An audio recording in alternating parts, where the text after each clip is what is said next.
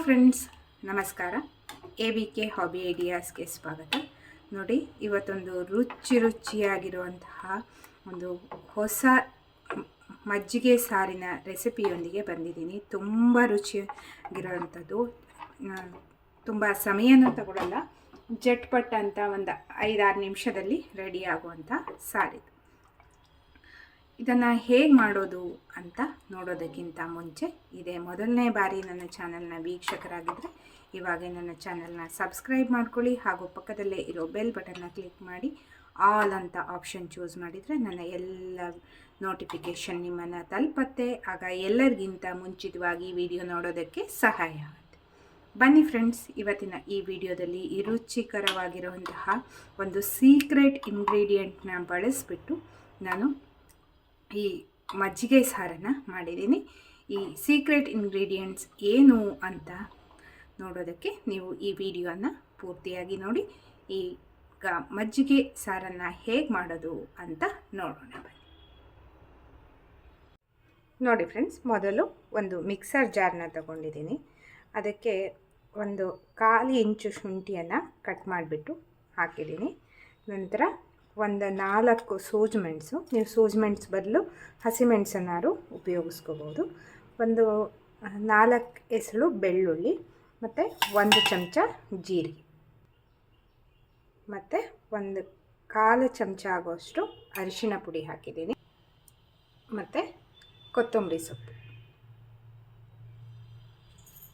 Next main ಒಂದು ingredient ಅಂದರೆ ನಾನಿಲ್ಲಿ 1 ಚಮಚ ಆಗೋಷ್ಟು ಅಕ್ಕಿ ಹಿಟ್ಟನ್ನು ಹಾಕ್ತಾಯಿದ್ದೀನಿ. ಈ ಅಕ್ಕಿ ಹಿಟ್ಟನ್ನು ಯಾವುದಕ್ಕಾಗಿ ಹಾಕೋದು ಅನ್ನೋದನ್ನು ಆಮೇಲೆ ಹೇಳ್ತೀನಿ.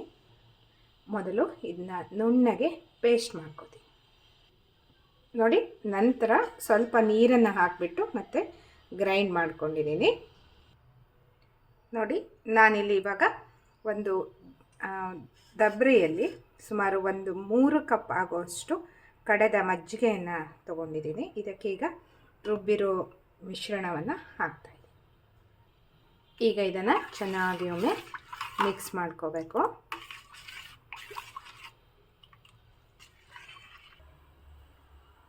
ನೋಡಿ, ಇವಾಗ ಒಂದು ಪಾತ್ರೆಗೆ ಸುಮಾರು 1ರಿಂದ 1.5 ಚಮಚದಷ್ಟು ಕೊಬ್ಬರಿ ಎಣ್ಣೆ ಹಾಕಿದ್ದೀನಿ.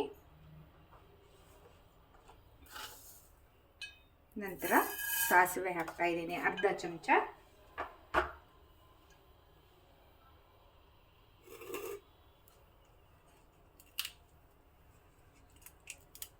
ಒಂದು ಒಣ ಮೆಣಸು,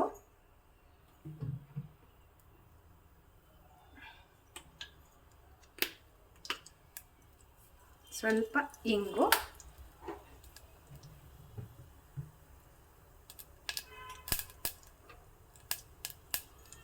ಒಗ್ಗರಣೆ ಆಗ್ತಾ ಬಂತು. ಈಗ ನಾನು ಒಂದು ಸಣ್ಣ ಸೈಜಿನ ಈರುಳ್ಳಿಯನ್ನು ಹೆಚ್ಚಿರೋದನ್ನು ಹಾಕ್ತಾಯಿದ್ದೀನಿ.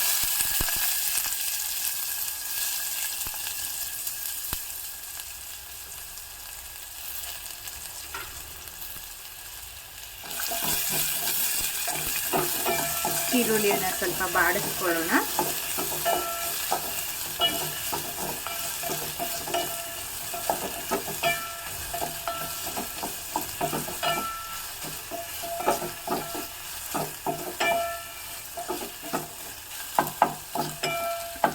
ನೋಡಿ, ಈರುಳ್ಳಿ ಚೆನ್ನಾಗಿ ಬಾಡ್ತಾ ಇದ್ದಾಗೆ ನಾವೇನು ಮಸಾಲೆನ ಮಜ್ಜಿಗೆ ಜೊತೆ ಸೇರಿಸಿ ಮಿಕ್ಸ್ ಮಾಡಿದ್ವಲ್ಲ, ಅದನ್ನು ಇದಕ್ಕೆ ಸೇರಿಸ್ತಾ ಇದ್ದೀನಿ.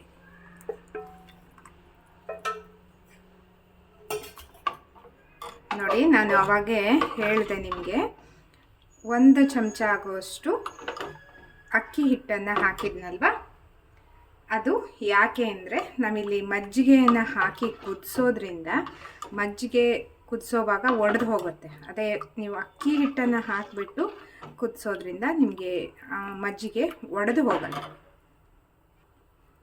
ಸ್ವಲ್ಪ ಬೆಲ್ಲ, ರುಚಿಗೆ ತಕ್ಕಷ್ಟು ಉಪ್ಪು,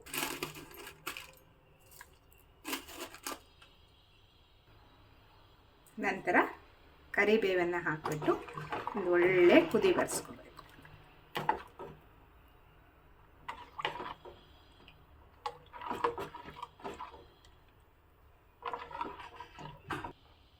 ನೋಡಿ ಫ್ರೆಂಡ್ಸ್, ಇವಾಗ ಒಂದು ಒಳ್ಳೆ ಕುದಿ ಬಂದಿದೆ.